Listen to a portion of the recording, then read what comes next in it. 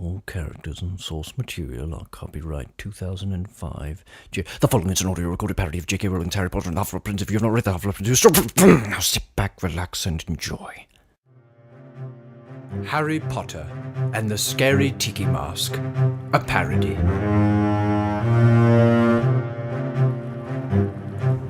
Scene 4. The Weasley household, also known as the Burrow. Although a very small and cluttered home, it does possess a certain charm. In the kitchen is Molly Weasley, a cheery and somewhat plump woman, who at the moment is stirring a pot of soup. Then, without knocking, Harry Potter walks through the front door. Oh, hello, Harry. Hello, Mrs. Weasley. My, look how you've grown. Sit down, sit down. Is Albus with you? No, he just apparated. What's that smell? Nothing much, just doing a bit of cooking. No, it's kind of a bad smell. Oh, yes. Well, we've all been so busy and it's just so hard to keep up with the cleaning. Hope you don't mind too much. Oh, awful. Well, as I said, it's just been so hard to keep up with the rest of the house and everything. Clearly. Says Harry as he slides his finger across a dusty shelf. Why don't you sit down, Harry? Molly turns away as Harry pulls up a chair at the kitchen table, but does so only by wrapping his long shirt sleeves over his hands first, so as not to touch the wood of the chair with his bare skin. After managing that, he tries brushing off the seat using his dangling sleeves. So, Harry, did you and Dumbledore get Horace Slughorn to take the job at Hogwarts? Well, I did.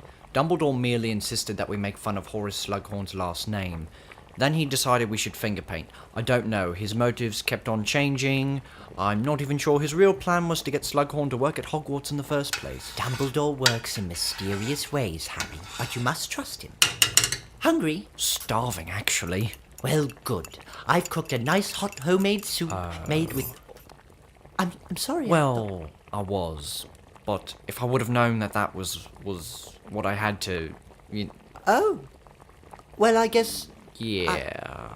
Well, if you'd rather something else, I can always make... It's really... No, it's No, fine. it's fine. No, I can make something No, else. really, it's fine. Really, Harry, I don't... I'll just take the soup. Harry, I don't want you to eat something. if Really, you're not I'm go- sure it's to eat- edible. What? She gives up and hands Harry the bowl, then turns back to her pot and stirs.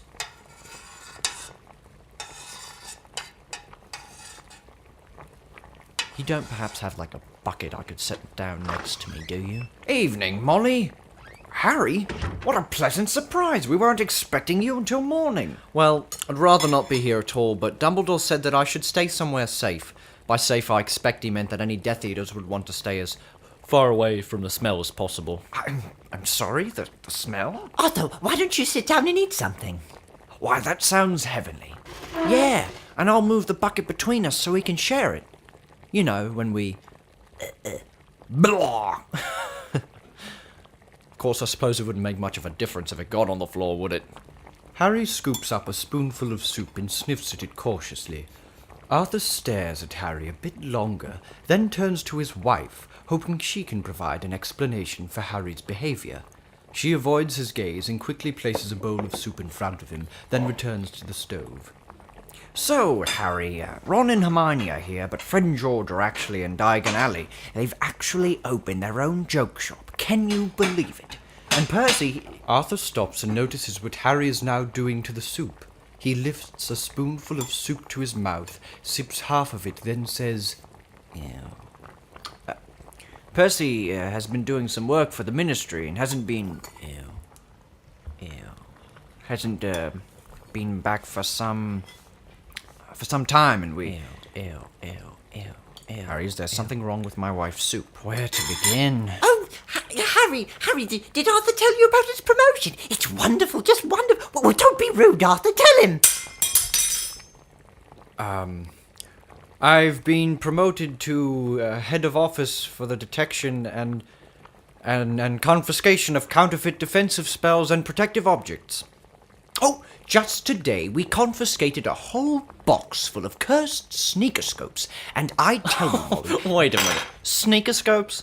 So, while everyone else at the Ministry is trying to catch Voldemort, you're playing with toys? It's not like that at all, Harry. No. I understand. I think it's clear now whose side you're on. Death Eater?